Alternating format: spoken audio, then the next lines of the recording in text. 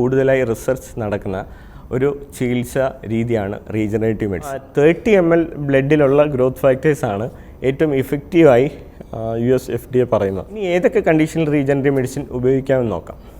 പ്രധാനമായുള്ളത് damage ആയിട്ടുള്ള ജോയിൻറ്റുകൾക്കാണ്. Hardly 45 minutes ഒരു പ്രൊസീജിയറാണ്. രോഗിക്ക് നടന്ന് തന്നെ വീട്ടിൽ പോകാൻ സാധിക്കും. സർജറി ഇല്ലാതെ, സൈഡ് ഇഫക്റ്റ് ഇല്ലാതെ, വേദനയില്ലാതെ നിങ്ങളുടെ ലിഗമെൻറ്റ് മസിൽ ടയറുകൾ, തേയ്മാനങ്ങൾ, മറ്റുള്ള മസിൽ ഇഞ്ചുറികൾ ചികിത്സിക്കുന്ന ഒരു ചികിത്സാ രീതിയെപ്പറ്റി നിങ്ങൾ കേട്ടിട്ടുണ്ടോ? നമസ്കാരം, എൻ്റെ പേര് doctor Anoop RC, consultant orthopaedic surgeon, Springfield KMC hospital, Kongorpilly. ഇന്നത്തെ ആധുനിക വൈദ്യശാസ്ത്രം മുന്നോട്ട് വെക്കുന്ന അല്ലെങ്കിൽ കൂടുതലായി റിസർച്ച് നടക്കുന്ന ഒരു ചികിത്സാ രീതിയാണ് റീജനറേറ്റീവ് മെഡിസിൻ. ഇതിൻ്റെ ഉദ്ദേശം നമ്മുടെ പല ഓപ്പറേഷനുകളും ഇപ്പോൾ റീപ്ലേസ്മെൻറ്റുകളാണ്, അതായത് മാറ്റിവെക്കുകയാണ്. പ്രധാനമായും മുട്ട് തേയ്മാനം വന്നാൽ മുട്ട് മാറ്റിവെക്കുക, എൽബോ തേയ്മാനം വന്നാൽ എൽബോ മാറ്റിവെക്കുക, ഷോൾഡർ തേയ്മാനം വന്നാൽ ഷോൾഡർ മാറ്റിവെക്കുക. ഈ മാറ്റിവെക്കുന്നതിന് പകരം നമ്മളിൽ തന്നെ ഉള്ള നമ്മുടെ ജോയിൻറ്റുകളെ ഒന്നുകൂടി റീജനറേറ്റ് ചെയ്യുക, അതായത് ഡീജനറേറ്റ് ആയി പോകാണല്ലോ നമുക്ക് സംഭവിക്കുന്നത്, അതിനെ റീജനറേറ്റ് ചെയ്യുക. അപ്പോൾ അതിനുവേണ്ടി പല രീതിയിൽ റിസർച്ചുകൾ നടന്നുകൊണ്ടിരിക്കുന്നുണ്ട്. അത് അഡ്വാൻസ് സ്റ്റേജുകളിലും ഏർലി സ്റ്റേജസിലും അങ്ങനെ പല പല സ്റ്റേജസിലുള്ള ഉണ്ട്. എങ്കിലും ഇപ്പോൾ വളരെ പോപ്പുലറായിട്ടുള്ള ചികിത്സാ രീതി എന്ന് പറയുന്നത് പ്ലേറ്റ്ലെറ്റ് റിച്ച് പ്ലാസ്മ എന്ന ട്രീറ്റ്മെൻറ്റാണ്. 2003 മുതൽ അതിൻ്റെ റിസർച്ച് വളരെ കാര്യമായി നടക്കുന്നതാണ്. എന്നാൽ പലപ്പോഴും ഇതിൻ്റെ ചികിത്സ ബുദ്ധിമുട്ട് കൃത്യമായ അളവിലുള്ള ബ്ലഡ്, എത്ര ml ബ്ലഡ് എടുക്കണം, ഏത് കിറ്റ് ഉപയോഗിക്കണം, എത്ര ഡിഗ്രി സെൻട്രിഫ്യൂജ് ചെയ്യണം, എത്ര റൊട്ടേഷൻ പെർ മിനിറ്റ് വേണം, എത്ര മിനിറ്റ് വേണം, അങ്ങനെയൊക്കെയുള്ള ഒരുപാട് കൺഫ്യൂഷൻസ് ഉണ്ടായിരുന്നു. അപ്പോൾ 2015 US FDA അപ്രൂവ്ഡ് ആയിട്ടുള്ള ഒരു കിറ്റ് അവരിറക്കിയിട്ടുണ്ട്. ജോൺ ഹോപ്കിൻസ് യൂണിവേഴ്സിറ്റി US ആണ് ഇതിൽ ഏറ്റവും കൂടുതൽ റിസർച്ച് നടക്കുന്നത്. ഞാൻ പേഴ്സണലി ഞാൻ അവിടെ പോകാനും ഫെലോഷിപ്പ് ചെയ്യാനുമുള്ള ഭാഗ്യം എനിക്കുണ്ടായി. അവിടെ വളരെ സയൻറ്റിഫിക്കായ രീതിയിൽ ഇതിനെ എങ്ങനെ ഉപയോഗിക്കാമെന്നുള്ളതിനെ പറ്റിയിട്ടുള്ള ട്രെയിനിങ്ങും അവിടെ ഉണ്ടായി. അവിടെ നിന്നുള്ള വെളിച്ചത്തിലാണ് എനിക്ക് പലപ്പോഴും മനസ്സിലായത്. ഇവിടെ ഞാൻ സ്ഥിരമായി കേൾക്കുന്നതാണ്, എൻ്റെ അമ്മയ്ക്ക് PRP ചെയ്തു ശരിയായില്ല, എൻ്റെ തലമുടി കൊഴിഞ്ഞു PRP ചെയ്തു ശരിയായില്ല. അപ്പോൾ ഇതിലെല്ലാം ഒരു ഇമ്പോർട്ടൻറ്റ് ഫാക്ടറുണ്ട്.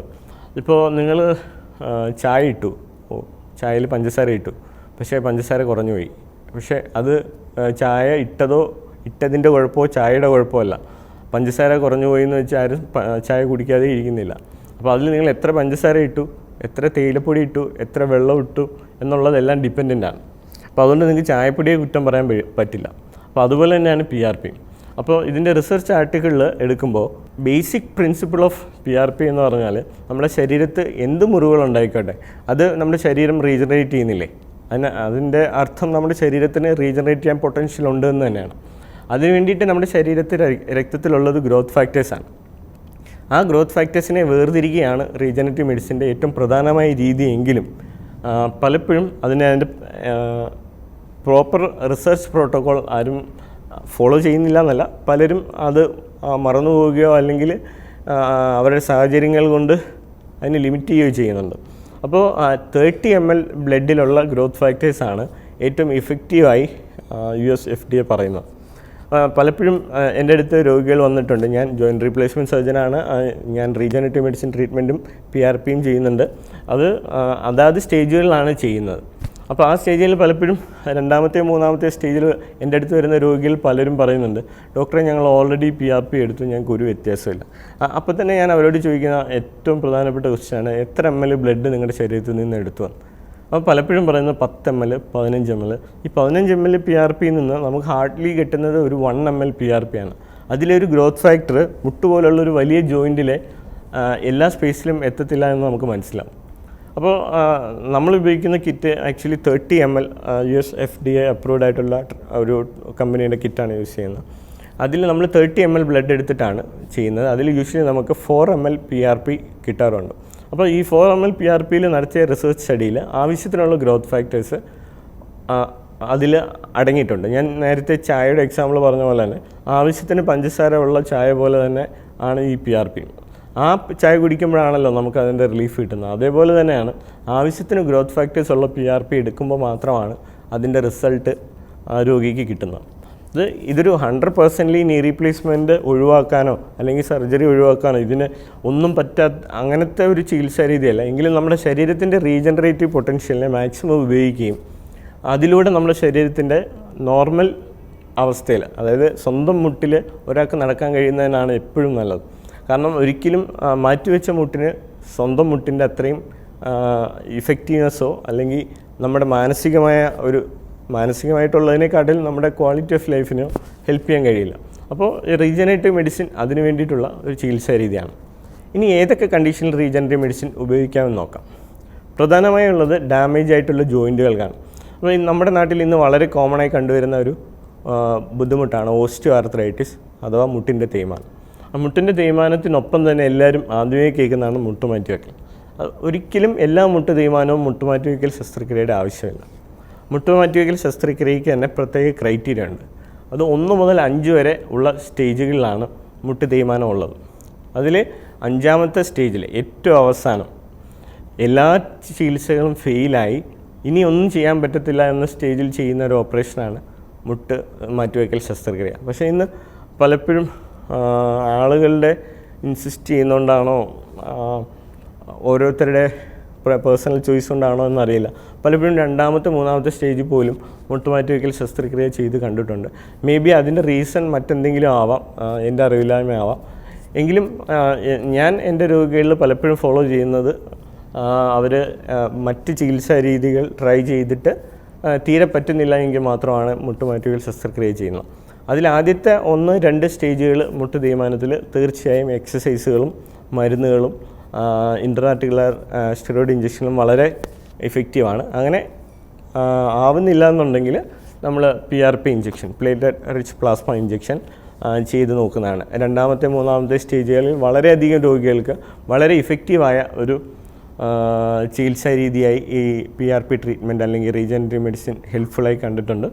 ഈവൻ 3-4 സ്റ്റേജുകളിൽ പോലും അവർക്കിപ്പോൾ ഒരു ഹാർട്ടിൻ്റെ പ്രോബ്ലം ഉണ്ട്, അല്ലെങ്കിൽ അവർക്കൊരു 6 months കഴിഞ്ഞിട്ട് ഇനി റീപ്ലേസ്മെൻറ്റ് ചെയ്താൽ മതി, അതുവരെ വേദനയ്ക്ക് എന്തെങ്കിലും ചെയ്യാൻ പറ്റുമോ ഡോക്ടറെ എന്ന് ചോദിക്കുമ്പോൾ അവർക്ക് തീർച്ചയായും ഒരു സൈഡ് എഫക്റ്റ് ഇല്ലാതെ, പ്രത്യേകിച്ച് സർജറി ഒന്നും ചെയ്യുന്നില്ല, രോഗിയുടെ തന്നെ ബ്ലഡ് എടുത്ത് അതിലെ growth factors platelet rich plasma separate ചെയ്ത് അതിൽ നിന്ന് ഗ്രോത്ത് ഫാക്ടേഴ്സ് സെപ്പറേറ്റ് ചെയ്ത് മുട്ടിനുള്ളിൽ ഇഞ്ചെക്റ്റ് ചെയ്യുന്ന വളരെ OP പ്രൊസീജിയറായി ചെയ്യുന്ന ഹാർഡ്ലി 45 minutes ഒരു പ്രൊസീജിയറാണ്. രോഗിക്ക് നടന്ന് തന്നെ വീട്ടിൽ പോകാൻ സാധിക്കും. ഇതിൽ അഡ്വാൻറ്റേജ് എന്ന് വെച്ച് കഴിഞ്ഞാൽ നിങ്ങളുടെ രക്തം എടുത്ത് അതിലൊരു കമ്പോണൻറ്റ് മാത്രം എടുക്കുന്നതുകൊണ്ട് അതിന് പ്രത്യേകിച്ച് ഒരു സൈഡ് എഫക്റ്റ് ഇല്ല. രോഗിക്ക് ഹോസ്പിറ്റൽ അഡ്മിഷൻ വേണ്ട, സർജറി വേണ്ട, പെയിൻ ഇല്ല, അവർക്ക് സുഖമായി വീട്ടിൽ പോവുകയും ചെയ്യാം. ഒരു പക്ഷേ അവരുടെ റീജനറേഷൻ വളരെ കാര്യമായി നടക്കുകയാണെന്നുണ്ടെങ്കിൽ, ആക്ച്വലി US സ്റ്റഡീസിൽ പറയുന്നത് മന്ത്ലി ഒരു PRP 3 months ആണെങ്കിലും ഇന്ത്യൻ പോപ്പുലേഷനിൽ എൻ്റെ എക്സ്പീരിയൻസിൽ ഒരു ഇഞ്ചക്ഷൻ കൊണ്ട് തന്നെ ഒരു 80% ഓഫ് ആൾക്കാരിലും വേദന പൂർണ്ണമായും മാറിയതായിട്ടാണ് കണ്ടുവരുന്നത്. വളരെ കുറച്ച് ആൾക്കാർക്ക് മാത്രമേ 2ാമത്തെ സ്റ്റേജിൽ ഇഞ്ചക്ഷൻ എടുക്കേണ്ടി വന്നിട്ടുള്ളൂ.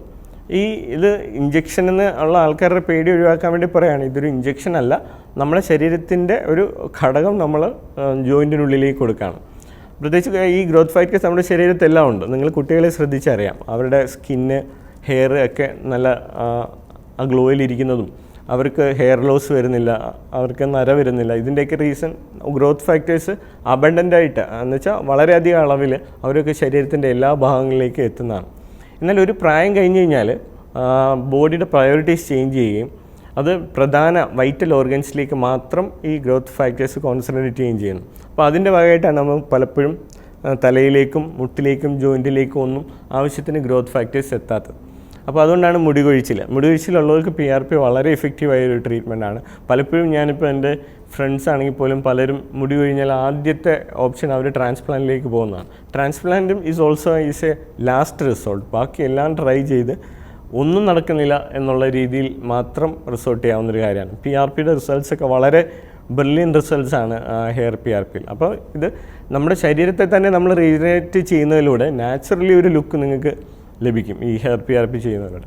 അതുപോലെ തന്നെ മുട്ടിൻ്റെ കാര്യം പറഞ്ഞാലും മുട്ടിൻ്റെ തേയ്മാനം PRP ഇഞ്ചക്ഷനിലൂടെ ഈ തരുണാസ്ഥികളുടെ തേയ്മാനം, മറ്റൊരു വീഡിയോ നമ്മൾ ഡീറ്റെയിൽ ആയിട്ട് പറഞ്ഞാണ് തേയ്മാനത്തെ പറ്റി. അതിൽ തരുണാസ്ഥിയിൽ വരുന്ന തേയ്മാനം നമുക്ക് മുട്ടിലെടുക്കുന്ന ഈ ഗ്രോത്ത് ഫാക്ടേഴ്സ് നമ്മുടെ ശരീരം തന്നെ അത് റീജനറേറ്റ് ചെയ്ത് കൊണ്ടുവരികയും ഈ 2 എന്നുള്ള സ്റ്റേജിൽ നിന്ന് 3ലേക്ക് പോകുന്നത് അതിൻ്റെ സമയം കൂട്ടുകയും അല്ലെങ്കിൽ അത് പോവാതിരിക്കാൻ സഹായിക്കുകയും ഒക്കെ ചെയ്യുന്ന ഒരു ട്രീറ്റ്മെൻറ്റാണ് പ്ലേറ്റ്ലെറ്റ് റിച്ച് പ്ലാസ്മ. പിന്നെ ഉപയോഗിക്കാവുന്നത് മസിൽ ടയറുകൾ, അത് ഷോൾഡറിലെ ചെറിയ ഗ്രേഡ് മസിൽ ടയറുകൾ, ഒരു 25% മസിൽ ടയർ അല്ലെങ്കിൽ ഫ്രോസൺ ഷോൾഡർ, അങ്ങനെയുള്ള സാഹചര്യങ്ങളിലും റീജനറേറ്റീവ് മെഡിസിൻ വളരെ ഉപകാരപ്രദമായ ഒരു ട്രീറ്റ്മെൻറ്റാണ്.